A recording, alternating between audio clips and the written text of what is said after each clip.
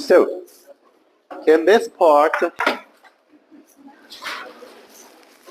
I'm talking about the sleep and wakefulness, right?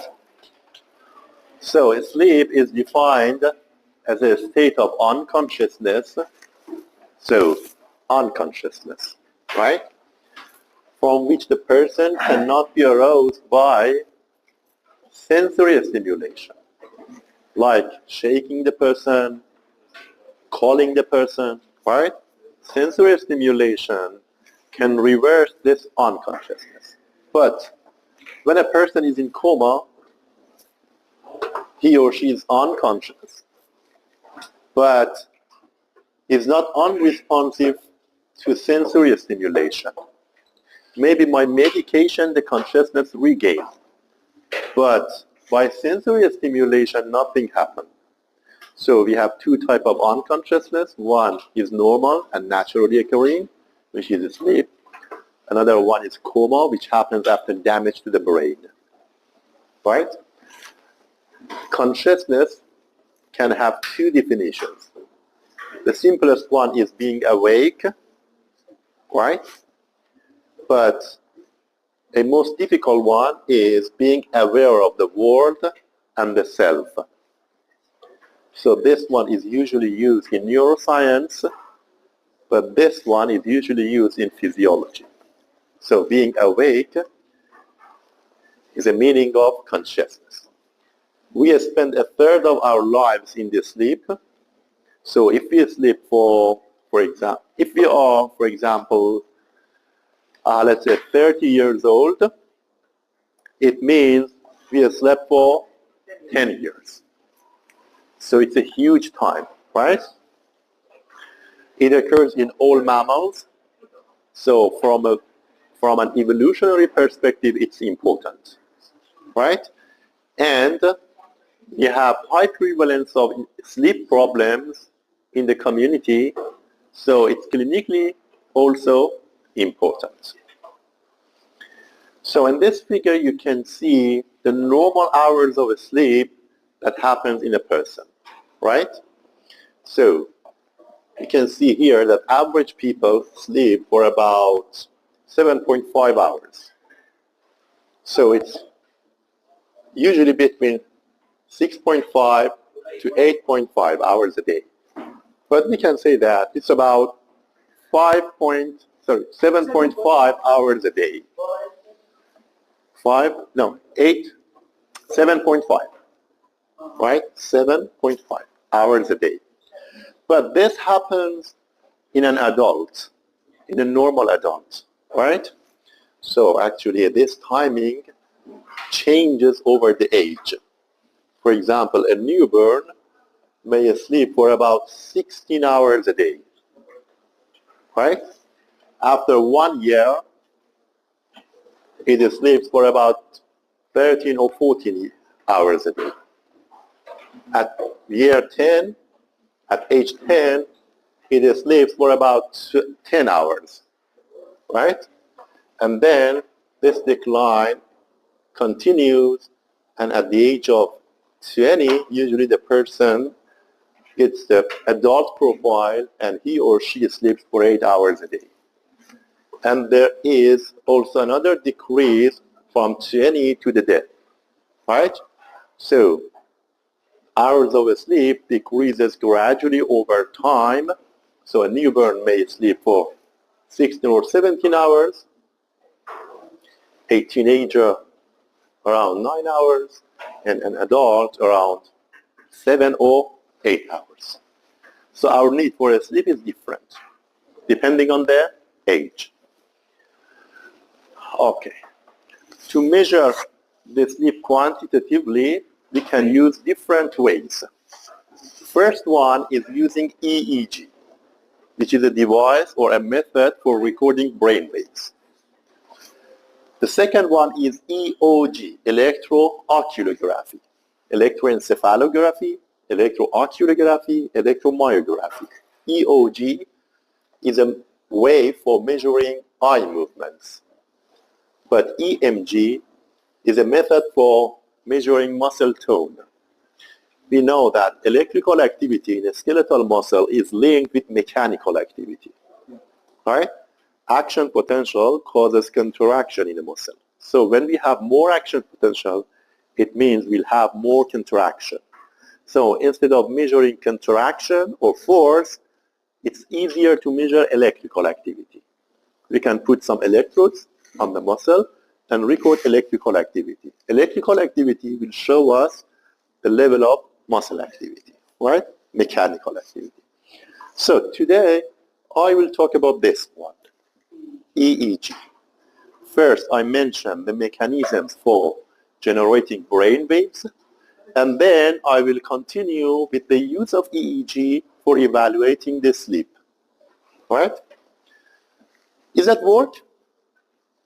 Can you hear? No? So, now? Isn't it better? Okay. So for recording EEG, thank you so much. For recording EEG, we can put several electrodes on the head, right? So the location and the number of these electrodes have a universal pattern, a universal standard. So we know on which side we should put these electrodes, right? And it's fixed. For example, you cannot change this one to here. You should always put it here. So the location is important. We want a specific space in the brain, so we don't need all of them. No, you should use all of them, and then you will focus on the specific site that you are recording.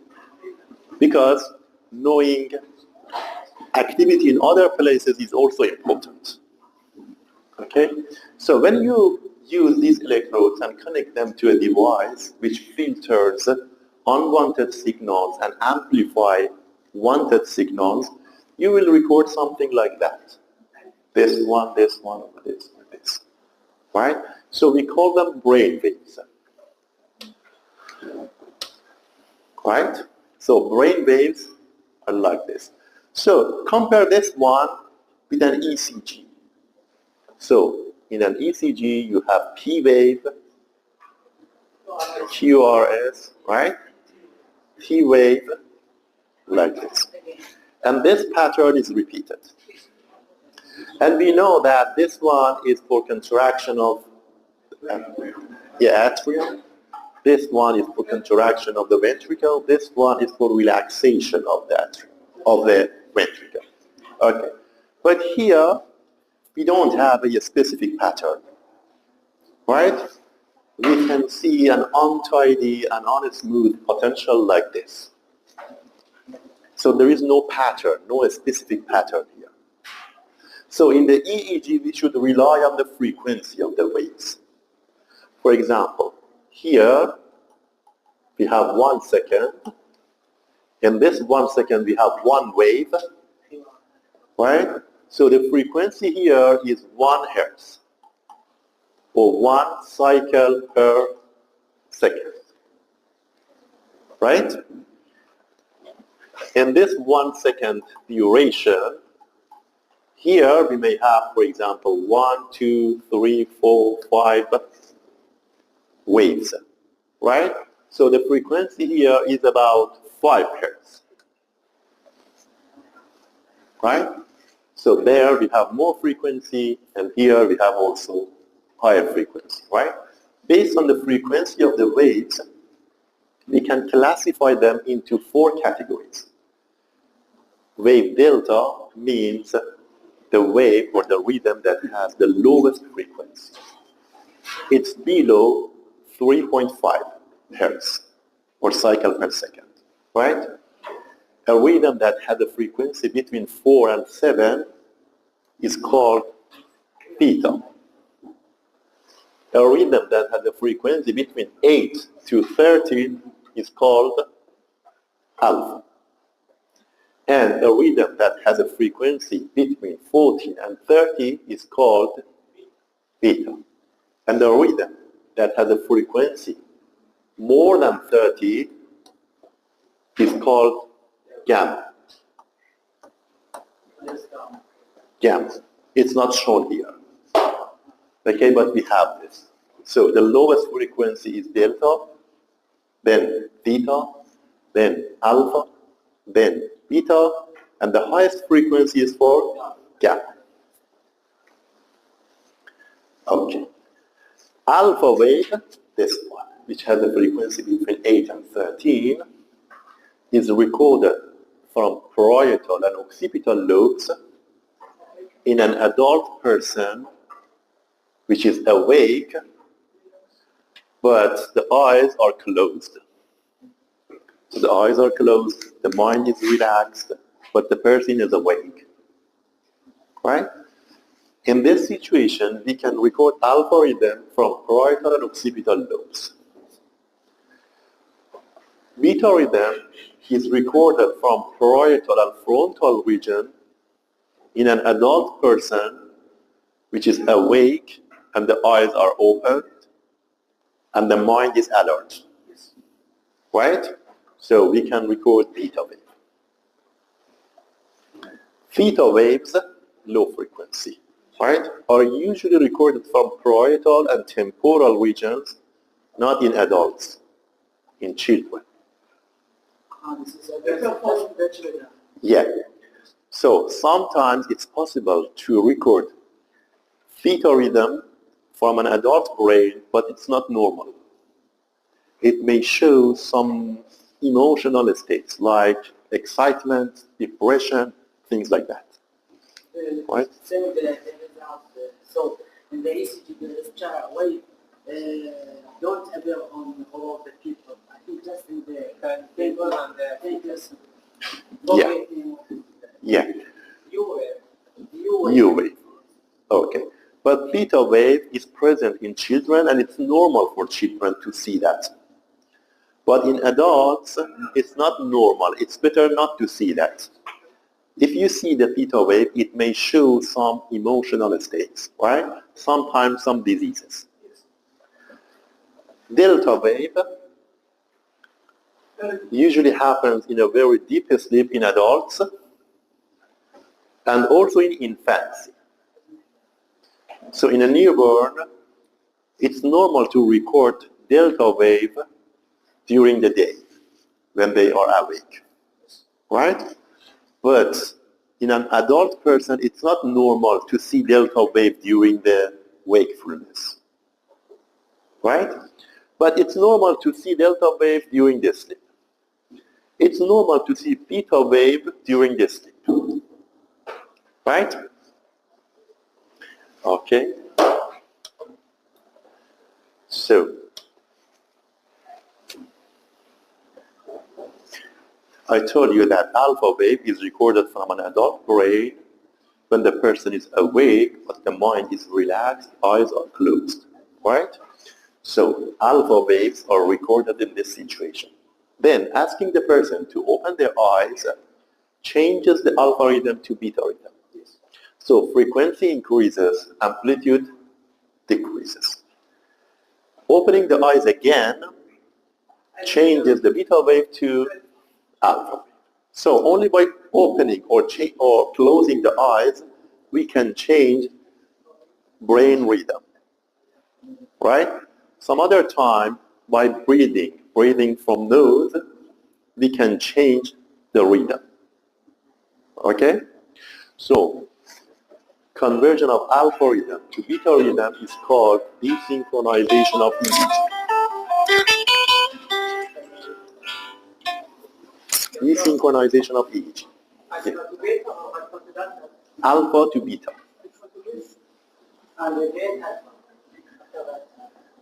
Yeah. No, when we change beta to alpha, it's a type of synchronization. So, from here to here is called desynchronization. From here to here is called synchronization. So, forget this one. Only focus on this. Changing alpha to beta is called desynchronization. Okay. How the brain waves are made, how neurons in the brain make waves, right? Let's see. Okay. First of all, you know that neurons may show different types of potentials. You're familiar with resting membrane potential, action potential, synaptic potentials, receptor potentials, right? So you know all of them. So which one is more important for making brain waves? Synaptic potential. Why? Yeah, synaptic potential, postsynaptic potential. Why? Because neurons in the brain have a lot of dendrites, so a large dendritic tree. On these dendrites we have thousands of synapses. Make thousands of synapses together. Yeah, so each of them may make EPSP or IPSP. Then these can combine together, summation, right? And summation of these potentials make a very large potential which can be recorded from the skull, right? But action potential is large, but we have only one action potential in each axon. And it goes away from the cortex, right? So, and we know that action potentials cannot combine together. Yeah.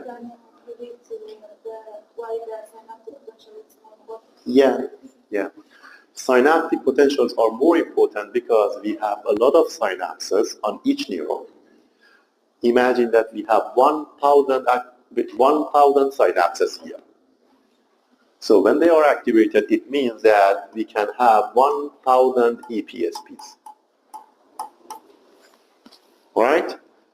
So combination of these make a very large potential. Large potential. Right? This large potential can be recorded by an electrode located on the skull or on the skull.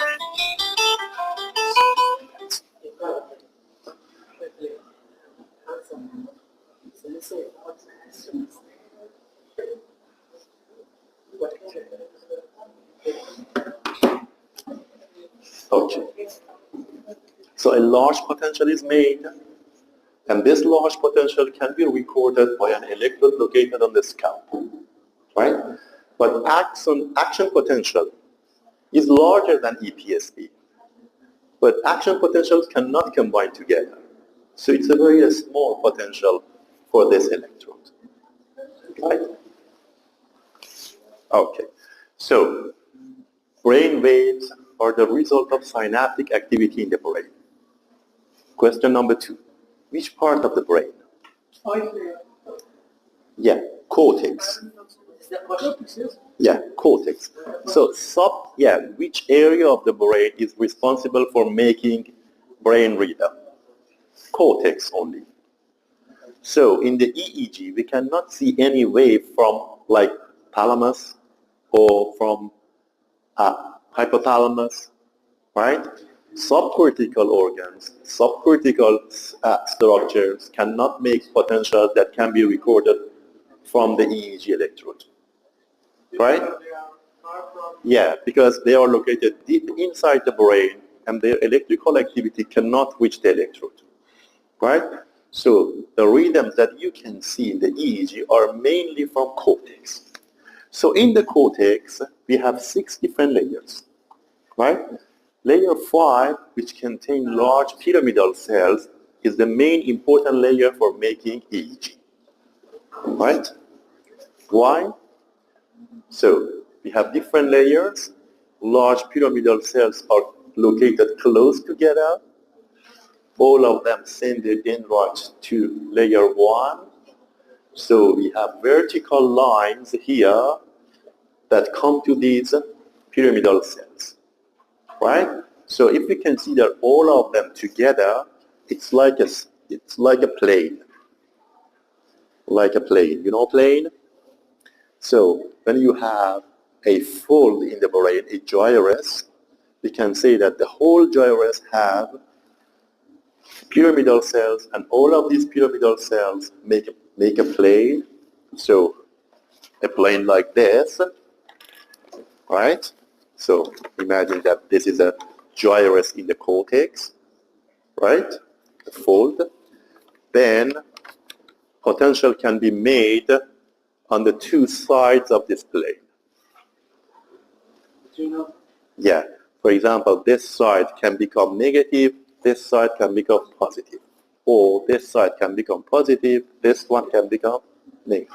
So when there is an electrode here, the electrode which is close to the layer 5 of the cortex can record electrical activity from this layer. Right? So, let's see how this happens.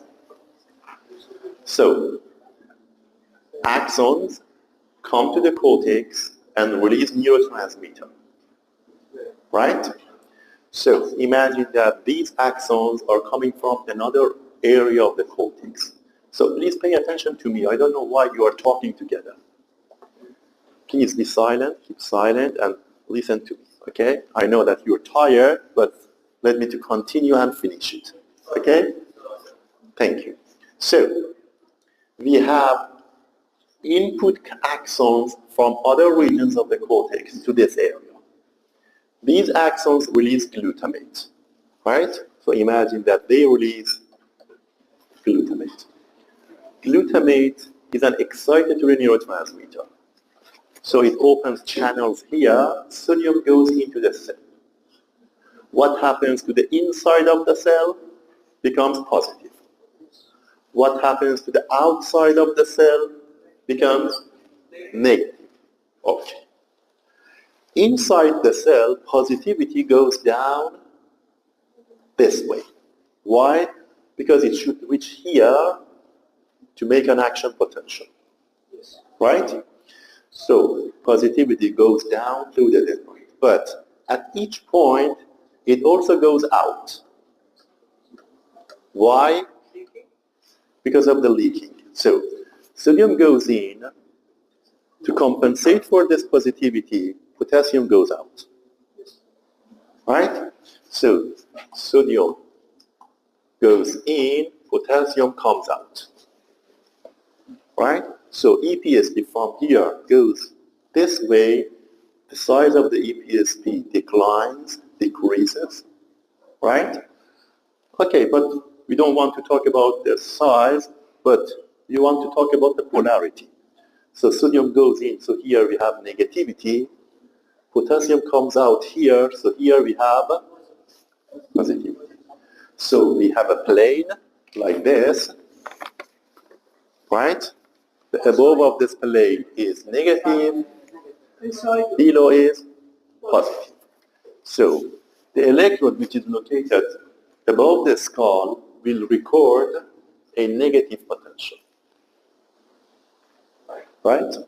Now, there are also other sources to cortex. So these were cortical inputs from one region of cortex to another region.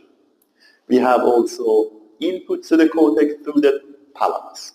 Remember? So imagine that this one is thalamus, like VPN, ventral posterior nucleus. Where they go? They go to layer 4. Layer 4. Right? So they go to layer 4, and pyramidal cells are in layer 5. So glutamate is released here, sodium goes in, here become negative. Right? Positivity is inside the cell. So positive charges go up and down. So when they go up, potassium come out of the cell. Right? So here become positive. So now we have a plane, right? The surface is positive, dip is negative. So the electrode will record a positive wave. Right? So when corticocortical fibers are activated, we'll have negative potential. When thalamocortical fibers are active, we'll have positive. Right? So it's better to name these areas. So the place of synaptic activity is called sink. So here we have sink. Here also we have sink. right? The far area is called source. Here is also source. So, sink is the place where synaptic activity happens. Source is a place far from the sink, right? So, when sink is in superficial layers, we'll see negative wave. When sink is in deep layers, we'll see positive charge, right? Another important thing. I told you that glutamate is released. What if GABA is released? Everything is changed, right? If this fiber releases GABA, then here we'll have source, right? We'll see positivity. If GABA is released here in deep layers, instead of positivity, we'll see negativity, right? So, depending on activation of cortical fiber or thalamocortical fibers, also depending on the type of the neurotransmitter, excitatory or inhibitory, we may have positive or negative polarities. Got it? Good. Question? Action produce glutamate. Yeah. Actually, we assume that. Some of them release glutamate, others may release GABA, others release acetylcholine, so everything can be released. So excitatory or inhibitory. What about the thalamus? Thalamus also releases glutamate. So why there's differences between their actions when they produce the same neurotransmitter? Okay, glutamate is released here, right? In deep layers, not in superficial layers. So sodium goes in here, deep inside the brain, right? Potassium goes out here. Yeah. So now you can see that negativity is inside, positivity is outside. Here, negativity was outside, positivity is inside, right? So we can depend on what to eliminate the positive or negative. Sorry again. Repeat it, please. We can depend on in what to eliminate the positive or negative. To eliminate. So determine. Oh, okay. So there is no way for dissociating these. This is happening in the brain each time. So now, if you record from the brain, you may see this. Okay? Sometimes it's positive, sometimes it's negative. Why? Because all of them are working together. Right? So it's normal to see positive waves or negative waves. So we cannot depend on the positivity or negativity. They are not important for us. They don't show anything to us. Okay? For example, in an ECG, if you see that there is no P wave, it means there is a disease. If the complex of QRS is different in shape, it means there is something wrong here, right? But here in the EEG, it's normal to see any type of wave, right? So you cannot rely on the positivity or negativity of the waves. But what is important for us? Frequency. So let's see, yeah. Yes? Sync? Yeah. What about source? Source is opposite, right? So it's far from the synaptic activity and it's positive in nature, right? Sync is always negative, source is always positive.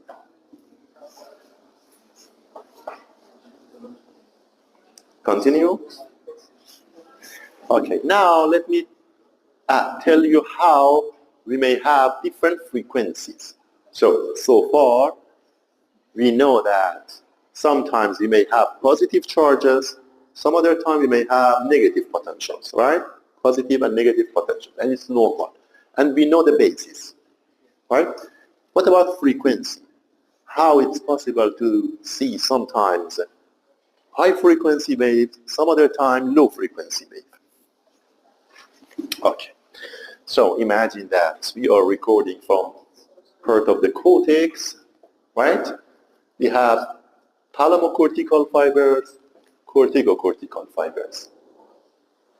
They bring action potential here, they release glutamate and cause synaptic activity here or here. So we have 6 neurons here, 6 pyramidal cells, right? So we can record electrical activity of each of these cells, right? So in the first state, imagine that these inputs are activated at the same time. So they are activated together at the same time. What happens? Action potential reaches the neurons exactly on the same side, at the same time, right? What happens? In neuron 1, 2, 3, 4, 5, 6 will have EPSPs at the same time, right? Okay.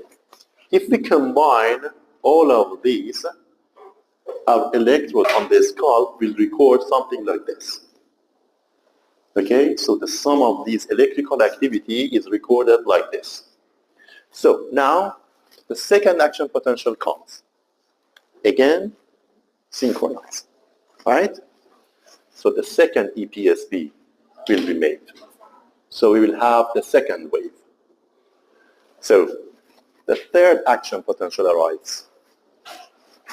Third EPSP happens exactly at the same time on all of these cells, right? So we'll see the third wave. Okay, keep it in your mind. Now let's see this one. Okay, imagine that action potentials reach here at different times. So each of them may cause EPSP at different times. So EPSPs may happen at different times, right? Now, if we consider, for example, a specific moment, for example, this moment,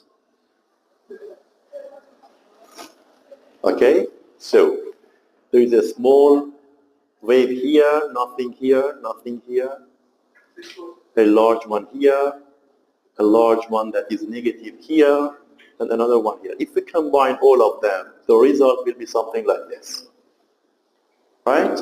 So now let's consider the second moment, this way. What happens? We have a wave here, another one here, another one here, another one here. So a combination of this one, and this one will give us this, right? So at every moment, we can consider some of all of these synaptic activities together and think of a wave in the EEG, right? Now, let's compare this one with this one. When action potentials come together, we'll see low frequency, high voltage wave. When action potentials come irregularly at different times, we'll see high frequency, low voltage waves. So this one is similar to delta, right? This one is similar to alpha or beta. Let's say beta. Got it? So when we have synchronized activation of neurons in the cortex, we'll have low frequency waves. The voltage is high. When we have irregular activity of neurons in the brain, we'll have high frequency waves. Right? So now you know that EEG comes from cortex. The main important layer is layer 5, right? It depends on activation of corticocortical or thalamocortical fibers. So we need to know the sink and source, right? Sink and source may cause positive or negative voltages, but frequency is more important for us. High frequency wave signifies irregular activity. Low frequency wave signifies synchronized activity. Got it? So, yeah.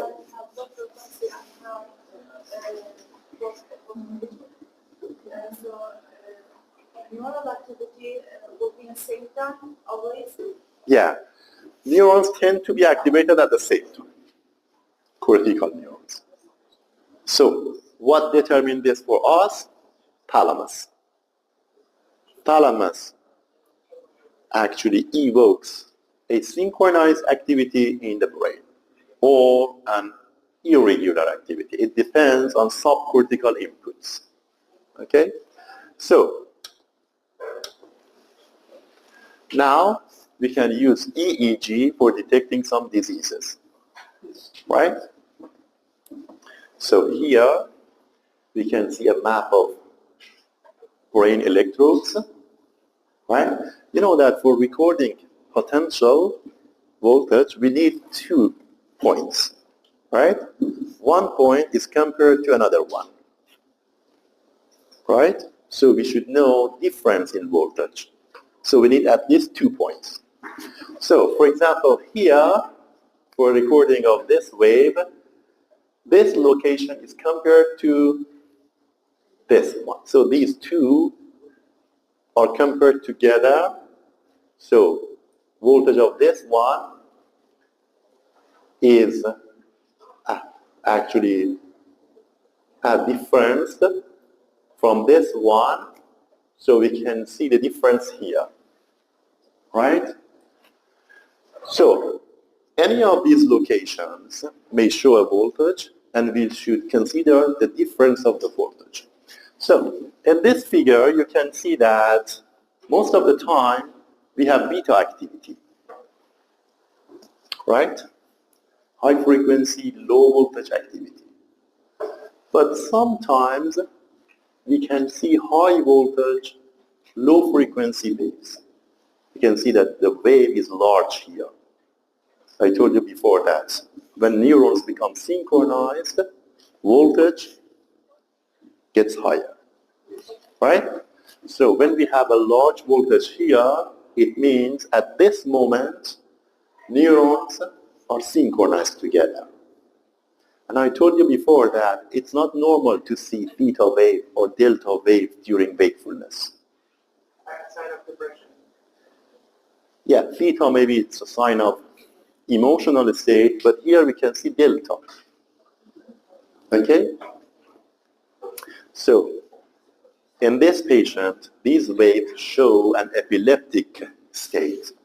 So the patient may have epilepsy, seizure and epilepsy, right? Uncontrolled activation of brain neurons. So, where in the brain do we have the focus of the epilepsy? So we have epilepsy only in these 2 channels. Not here, not here, not here. Okay? So where it comes from? So this one is the difference between this point and this point. So between these 2 points, there is a region that makes this wave. What about this? Okay? Difference between this point and this point. Right? Causes this wave. So which one is shared? This one. Where it's located? Temporal lobe. Which side? Right side. Right? So we can say that this patient has an epilepsy. The epilepsy is focal, not general. Right? And the focus of the epilepsy is the right temporal lobe. Right?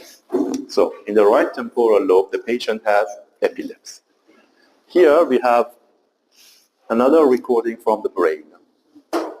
So you can see here that at first we had beta activity, then suddenly in all channels, in all brain areas, the pattern was changed. So we can see not working. So this real image. Yeah, the real image. It doesn't work.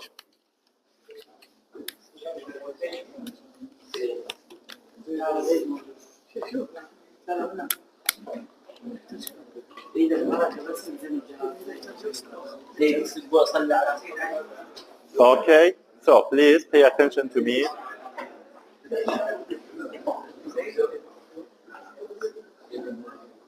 Okay, so all of a sudden, in all channels, there is high amplitude, low frequency wave, delta wave, right? And the pattern is very specific. So the pattern is very specific. How? So let's see. You can see a wave and a spike. So spike, wave. What's the difference between Spike, wave. spike also? What's the difference between spike? No.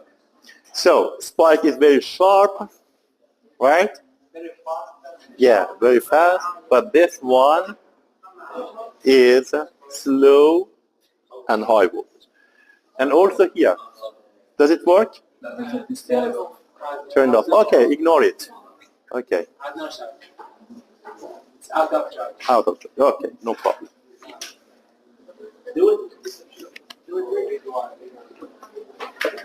We also are out of charge. Okay. So wave and spike.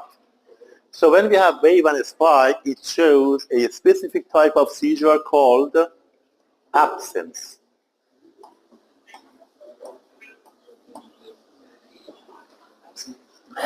So absence seizure is a type of generalized epilepsy, generalized seizure that happens suddenly and it continues for about 10 seconds.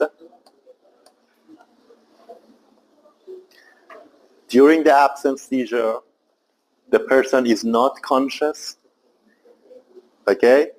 But he or she can keep their position, their posture. So the patient doesn't fall down, doesn't show any activity or any contraction in muscles. The only thing that happens is that the person is not aware of the attack, is not conscious. After 10 minutes, after 10 seconds, consciousness come back. Right? Repeat? Yeah. Absence, you mean? So when this activity happens in the brain, the patient loses consciousness. So the patient is not aware of the environment, aware of the time, aware of the location. She don't know anything about that, right? But she keeps standing. He or she doesn't fall down. Okay, so the posture is kept, but consciousness is lost. After termination of this activity, beta waves appear, and the person is again conscious.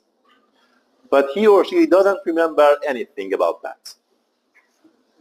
Okay, so we call this absence seizure. So, yeah, maybe the person is walking. No, sleepwalking. No, it's different. That not, actually, it's not a seizure. It's another condition. Yeah, the person is not awake. The person is sleeping. Yeah? So you mean the condition? Yeah, it's the patient seems to be awake, but they are not really awake. Yeah. The same also happens. It's similar, but this one is a disease. That one is something that usually happens, especially in children. Right? Slide what? Slide what? Very bad?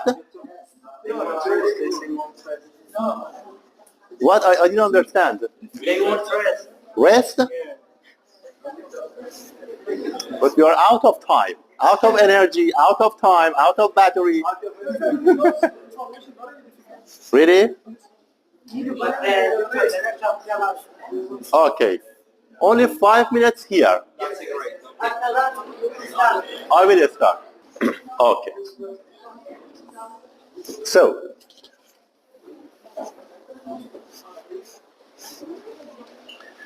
okay, now we can use EEG in order to evaluate the sleep, right? So imagine this person is going to sleep. At first, he's awake, right? So when he or she is awake, what is the EEG rhythm? Beta, right? Then the person may close their eyes and turn the lights off, right? Close the door maybe.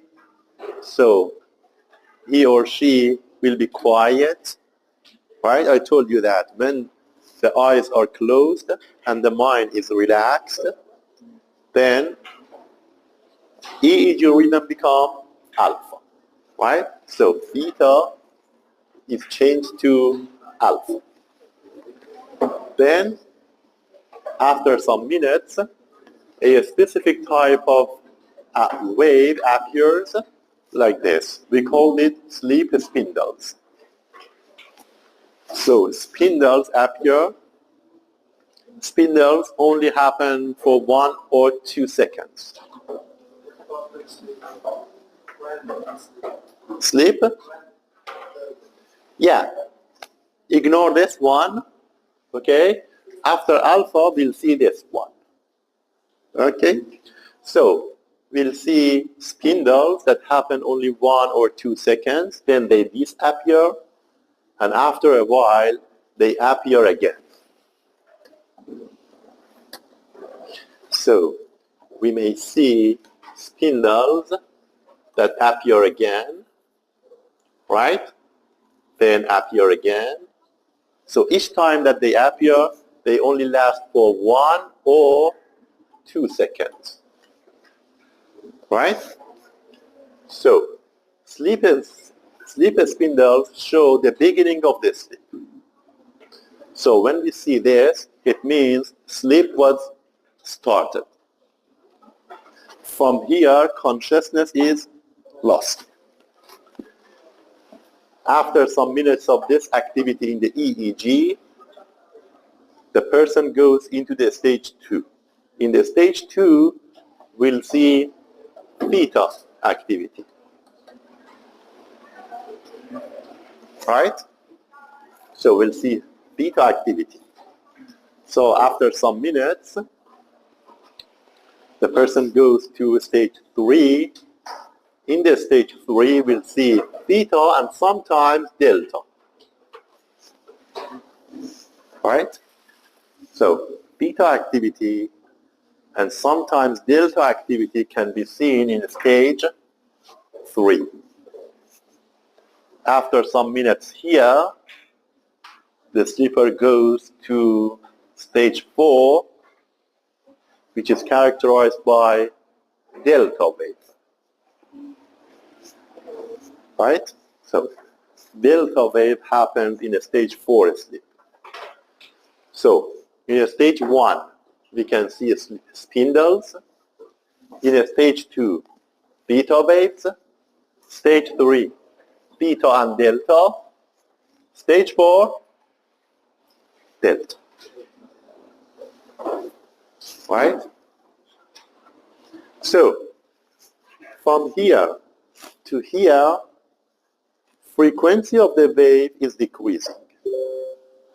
This one is alpha, this one is theta, this one is delta, right? So frequency is decreasing. So we call these stages slow wave sleep. So slow wave sleep, okay? Slow wave sleep means stage 1, 2, 3, and 4. Okay. Then after some minutes, the person shows again delta activity and theta activity. We chose stage 3. Then he goes to stage 2. After that, he goes to another phase of the sleep called REM sleep. REM stands for rapid eye movement sleep. Rapid eye movement sleep. So the person is sleeping, but the eyes are moving very fast. Right? So we'll see rapid eye movement sleep, REM sleep. In which stage? The fourth stage?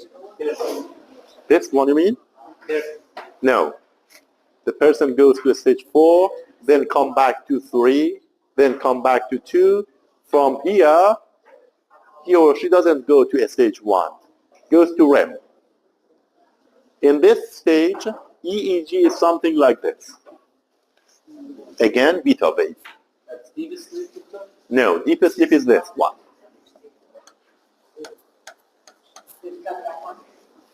So deep sleep is stage 4 sleep. Right? Nearly 1 hour. What? Nearly 1 hour deep sleep. 1 hour? No, half an hour. 30 minutes. During 8 hours, just 30 minutes deep sleep. Yeah, but it's repeated. In the practice, we studied that stage 3 is deep sleep. Not Stage 3, Yes. both of them are considered deep sleep, but the most important one is stage 4, not 3. Very comfortable. Sleep. Yeah, because we have a deeper stage here. Stage 3, stage 4. Okay? So, from here to here, take 30 minutes. From here to here, 30 minutes. From here to the end of the REM, 30 minutes. 1 hour, 30. 1 hour and a half. Yeah, 90 minutes. So we call this one cycle, right? And we have 5 cycles in each night, right? Now, let's see this one. In cycle 1 and cycle 2, we have deep sleep. But in other cycles, we may not have a stage 4. Because the stage 4 is a very restful stage, and at the beginning of the sleep that we are tired, we enter stage 4, then we become rested, and after that, we don't need more stage 4 sleep. Right? We go back from a stage 3. But another thing which is important, from cycle 1 to cycle 5, the duration of the REM increases. So the last REM is longer than the first one. So we can say that when we go forward in the sleep, the depth of the sleep decreases, duration of the REM increases. Got it? Yeah? Yeah, I told you. Stage 4 is a very restful stage of the sleep. At the beginning of the sleep that we are tired, we need it. After that, we rest enough, right? Then we need more. We don't need more, right? So we go to a stage 3 and then come back to a stage 2. Everything is clear?